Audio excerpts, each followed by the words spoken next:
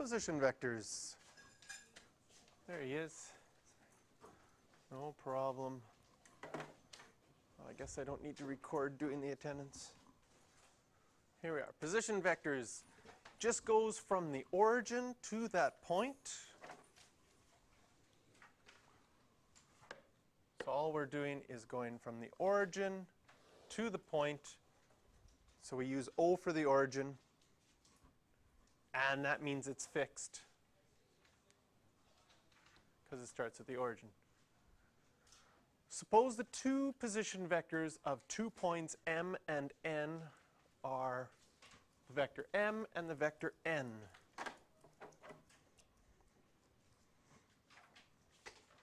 So now what we can do is we can write this new vector from m to n in terms of its position vectors. If I wanted to start here at m and I wanted to get to n, obviously the blue arrow is what we have already. But if I wanted to get there by taking these paths, these position vectors that I already know, can you see that I could get from m to n if I first went back here and then went along there? So my vector from m to n is going to be the same as going, well, the vector m I'd have to do in the negative direction because I'm not going in the same direction I was, and then I would have to add the vector n. And you could write it this way, or you could write it as n minus m. Well, when you're writing mathematical expressions, n minus m seems nicer than minus m plus n. It seems like you're subtracting rather than having a negative thing and adding. But when you're thinking about it based on your diagram, it makes sense to write the minus m first and then plus n to it, because that would be the pathway that you could take to get there.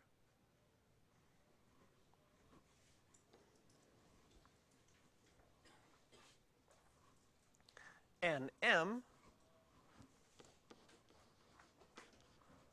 so here's n, here's m, and you want to go from n to m. Here's your origin, so now you could go backwards to your origin. That would be negative n, and then plus m.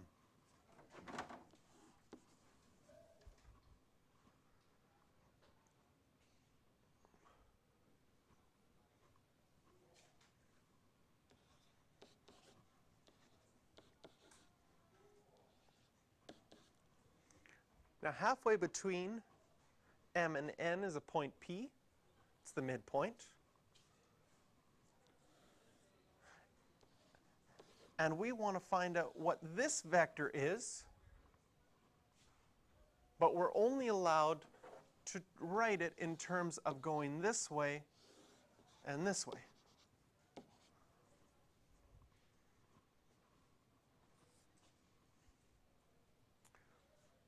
So the idea is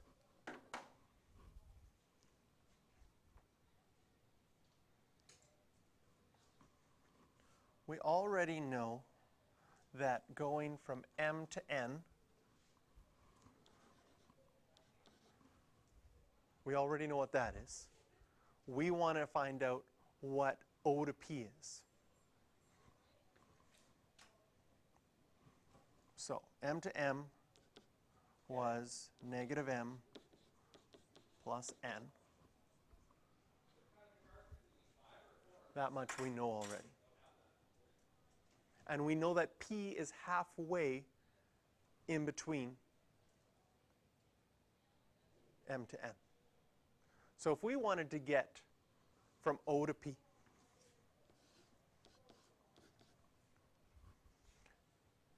can you see that we could go from O to m? That would take us from here to here. And then we would only want to go halfway from m to n. And that would take us from here to here. And if we traveled that, that would be the same as going from O to P.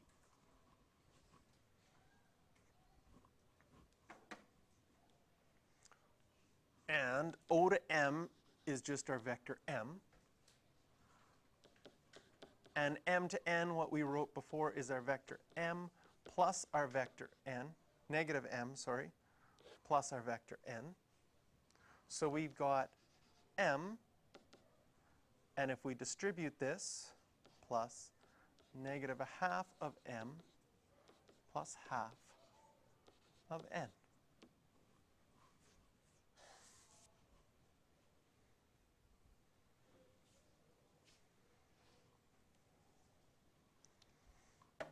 So now I'm going to act this out on our same diagram here.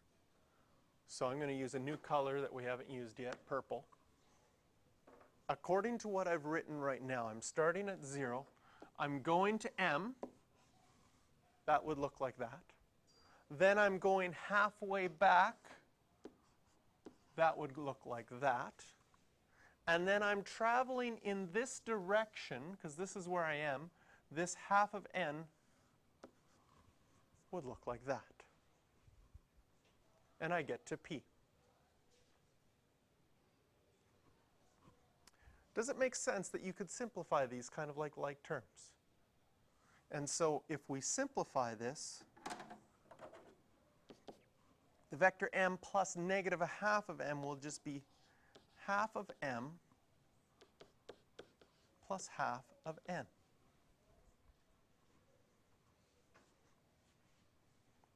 Which if we acted that out with a different color, like bright yellow, half of M would get us to there, half of N would take us halfway in that direction, and that would get us from O to P.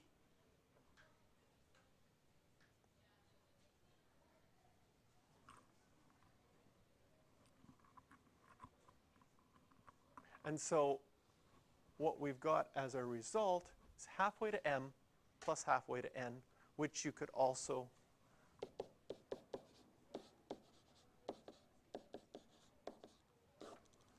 write like that.